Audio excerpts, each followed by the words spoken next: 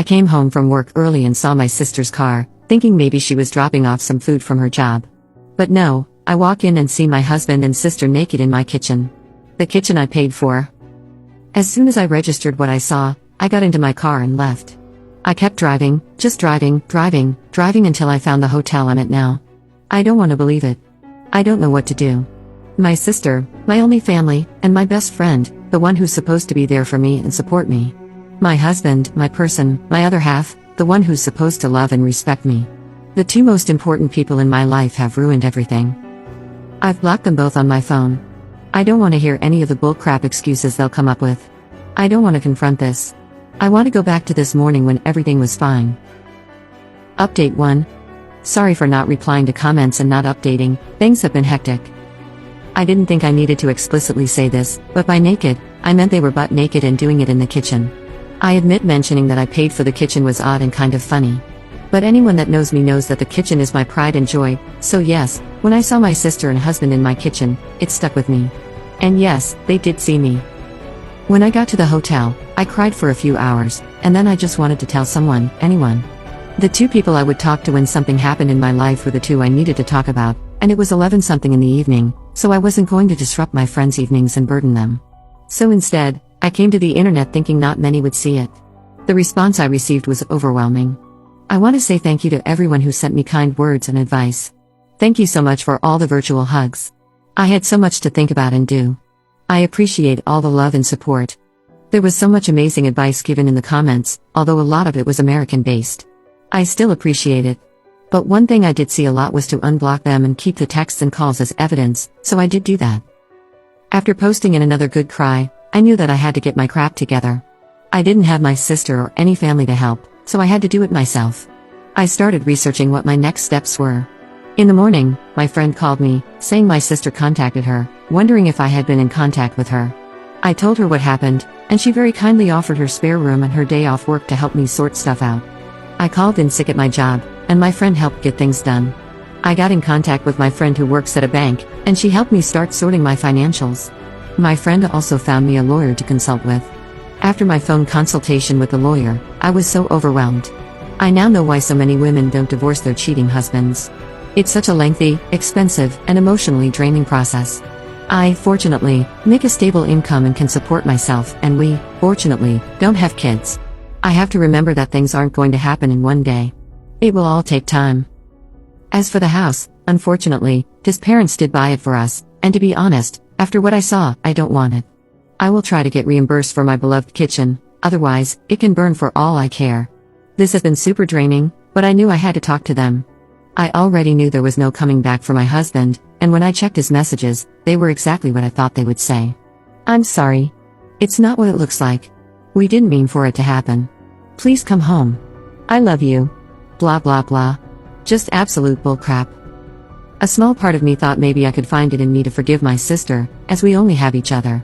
But after I opened her messages, all hope was lost. She used the same excuses we heard our father use when he cheated on our mother and hurt us. She said the same things our mother would say when she would excuse our dad's behavior and also hurt us. I spoke to her this morning and asked her to tell me straight up who, what, where, when, and why. She told me back in July, when I went on a girls' trip, she was at our house and joked to my husband that I would cheat on him on the girls' trip because that's what always happens. He said nah, and they joked about it, but she said he could get even with me, and they ended up doing it once. One time led to 2 to 3, then to whenever they could do it. There was never any evidence or signs or anything that I was going to or even thinking of cheating. I told her we were done and there is nothing she could do to bring us back together. I later received a call from an unknown number. It was my mother, who I haven't spoken to in 7 years. Turns out my sister has been in contact with her and told her what had happened, and my past mother, the same woman who harmed me when I was young for breathing wrong, had the audacity to say this is what I get for taking her daughters away from her. It hurts so much. I know things are going to get messier, and this is going to be a long few years. I've now lost all my blood relations. I need to get all my crap and find a new place. I want to show them that I can and I will thrive without them. Again, thank you all from the bottom of my heart for all the love and advice. All the people in the comments that could relate to me, I'm so sorry. Relevant comments. Comment 1. I'm very proud of you for taking charge and standing up for yourself. I know it's very hard, but you got this. You will get through this. Response. Thank you for your kind words. It's pretty hard losing the only family I had, but I'm trying so hard to stay optimistic. Betrayal like this is devastating. It will be long and hard and draining, but I will make it. Comment 2. Hold your head high and cut all of them out of your life. Do his parents actually own the house, or did they just give money? Cut off your mother and sister for good. Your sister is a piece of work. Response. They gave my ex-husband the money for the house, so it's under his name. And yes, my sister can join my mother and do whatever. They're no longer related to me. Comment 3.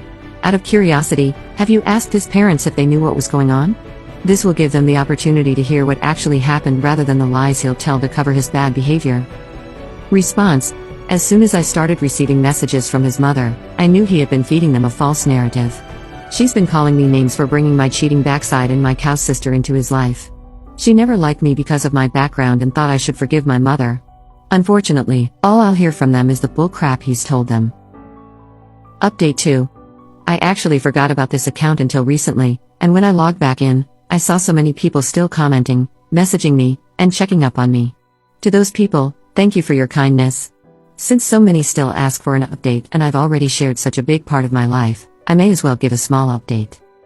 Back in October, 10 months ago, my life was in chaos, but I was determined to soldier through it and show them that I can make it without them and succeed. I had to meet with my ex to talk about the house, and he kind of gave up, and we decided to sell the house. I was reimbursed for my beloved kitchen. At first, my sister would show up at my job and my friend's house, but once I told her that I would get the police involved, she stopped. I haven't seen her since February. I did hear from my pathetic excuse of a mother again, but that was also shut down, and I have not heard from her since the end of last year. I'm from NZ, so my ex and I have to be living separately for 2 years before we can divorce. Although I want nothing to do with him, I'm not too fussed. 1 year is almost done. I started therapy, which has been healing. I wish I had gone earlier. I have moved into my apartment, and I was promoted at work. I have also gone on 2 girl trips and had some extra fun these times as I was a single woman. And I've also just started seeing someone. He has been very kind. Thank you all again for your kindness. I hope this is the update you were waiting for. Relevant comment. I'm glad you updated. You're happier. Never introduce the man to the family. I wouldn't put it past your sister to repeat her behavior. Cutting toxic people out of your life brings so much mental freedom. Living a happy single life after divorce is a kindness to yourself. Best update so far. Update 3. Hello, it's been a while. I still get messages and notifications asking for an update, so this will be my last one. I am officially divorced. It took a while, but I got there, and my ex-husband had 2 years to accept it and not fight it. I've got my own house, a nice kitchen, a cute mature man on my arm, friends who treat me like a sister should, and a job that respects me. I'm happy and couldn't care less where my biological family are and what they are doing. I am enjoying the wonderful summer we are having in NZ and living my life. Thank you all for the support. All the best.